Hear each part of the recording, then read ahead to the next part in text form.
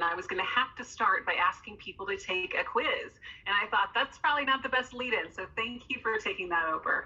Hello, everybody. I'm super excited to be here and am even more thrilled that we have close to 100 people on the call tonight who are interested in learning more about these topics.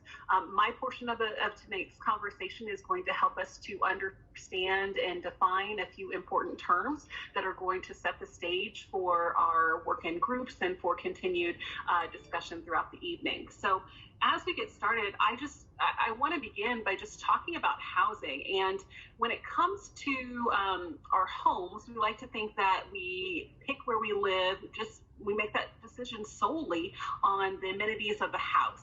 We look at crime statistics, we look at how close it is to the highway, and we of course consider the ROI that we might have if we were going to resell our home.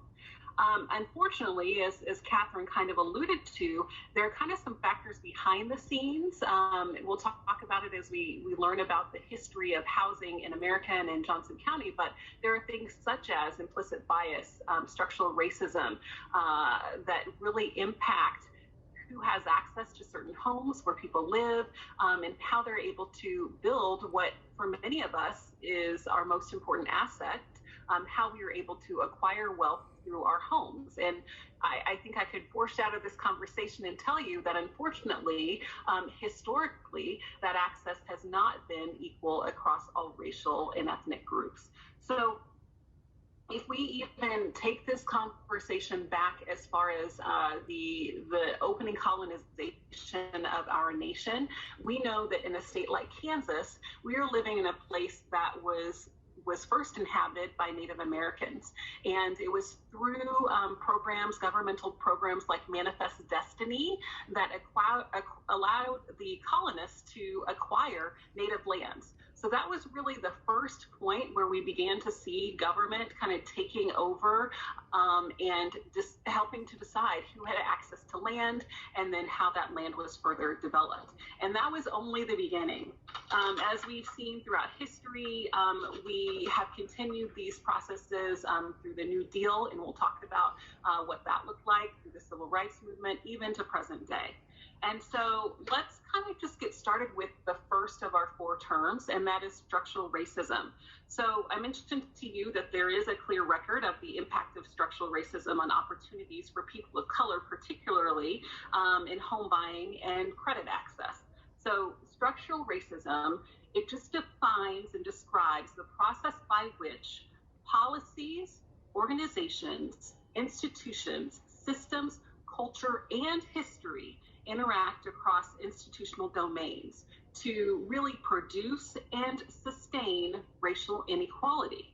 So that's a lot of words. So what does that really mean? In terms of housing and credit, racial residential segregation has really come to be a really critical structural force. For example, historically, people of color have been restricted from buying homes in particular neighborhoods, and we'll talk about what that's looked like, regardless of their ability to pay, through practices like racial covenants, redlining, which we'll soon define, and other things that we will discuss this evening. So even though these exclusions today are less overt, they're still happening. And these things continue to limit the benefits that folks can see from home ownership. So that's the definition, but what does this really look like? Recently, one of our other presenters shared a video with me that I think will help to illuminate really what happens when structural racism is at work over time. It's a really illustrative video that I think you will enjoy. So I will ask our organizers to show that video at this time.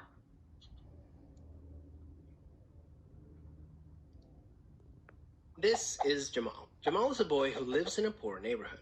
He has a friend named Kevin who lives in a wealthy neighborhood.